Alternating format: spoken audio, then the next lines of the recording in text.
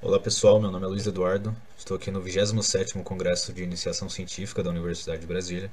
Eu estou apresentando o trabalho pelo título de Dimensionamento Ótimo de Reservatórios Hidropneumáticos para a Proteção de Adutoras durante Transitórios Hidráulicos. Esse trabalho faz parte do projeto Monitoramento e Modelagem Hidráulica de Sistemas Urbanos de Água e Esgoto durante Escoamentos Transitórios, orientado pelo professor Alexandre Kepler Soares. Transitórios hidráulicos são fenômenos extraordinários, né, que ocorrem quando há alguma alteração nas condições de contorno do seu sistema hidráulico. Né. Esses eventos podem causar danos ao seu sistema hidráulico, né, sendo necessária a substituição da sua infraestrutura, né, causando a interrupção no fornecimento, a diminuição da vida útil e além da intrusão de contaminantes durante pressões negativas que geralmente ocorrem nesse tipo de evento. Nesse âmbito, os reservatórios hidropneumáticos, né, abreviados aqui por RHO, são um dispositivo de proteção que consiste num reservatório preenchido parcialmente por água e ar, e ele vai controlar justamente tanto as subpressões como as sobrepressões. Né?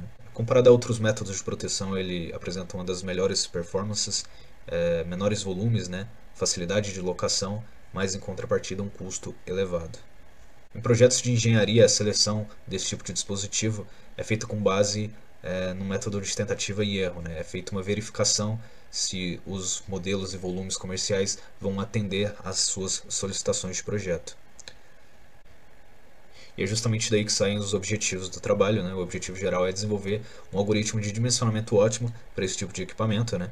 E como objetivo específico aqui, a gente coloca avaliar a eficácia do método de otimização escolhido, executar uma análise de sensibilidade das variáveis do problema e validar os resultados obtidos.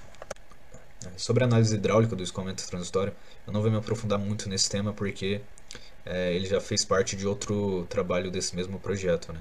Mas, em suma, o fenômeno transitório é regido pelas leis de conservação de massa e quantidade de movimento. Né? O método de otimização que a gente escolheu aqui foi o por enxame de partículas. Né?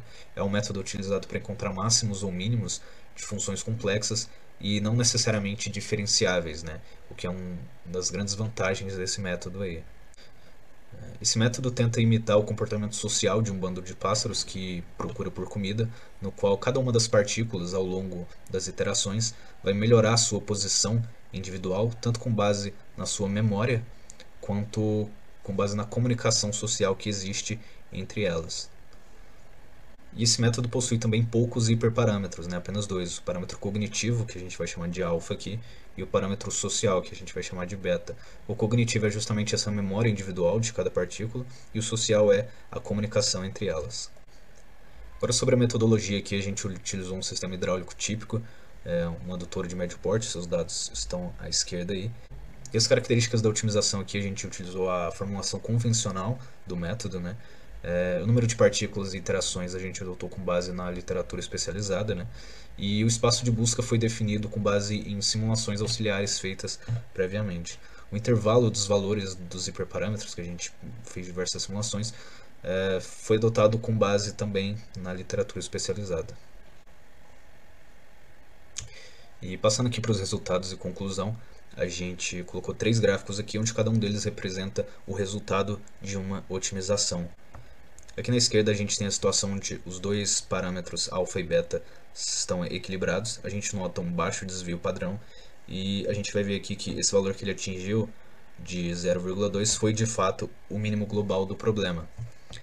Aqui na direita a gente tem a situação onde o parâmetro social é favorecido, a gente nota um desvio padrão maior e nota que ela não atingiu o mínimo que foi atingido na simulação da esquerda, né? Ficou aqui acima de 0,3 metros cúbicos, então ela acabou tendo uma convergência prematura aí. Nesse gráfico aqui de baixo, o parâmetro cognitivo foi favorecido, a gente nota o menor desvio padrão entre elas e nota que também foi alcançado o mínimo global aqui do problema, que foi por volta de 0,2 metros cúbicos. E nesse último gráfico aqui a gente consegue ver justamente a evolução dessas 3 otimizações ao longo das iterações. A gente vê que as 3 convergiram para um valor, porque seus resultados são constantes, né, ao longo das iterações. Para essa primeira linha aqui de baixo, desses losangos mais claros, é a situação do conjunto de parâmetros equilibrados.